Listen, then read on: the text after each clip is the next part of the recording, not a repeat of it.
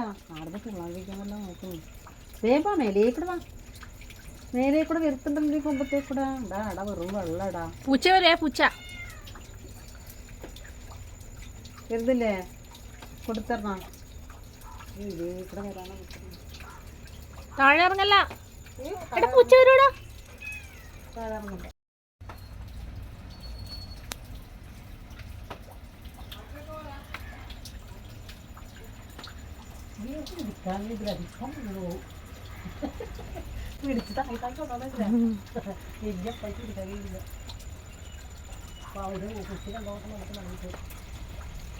വല്യപ്പാന്ന് കിട്ടിയെന്ന് എനിക്കുന്നത്.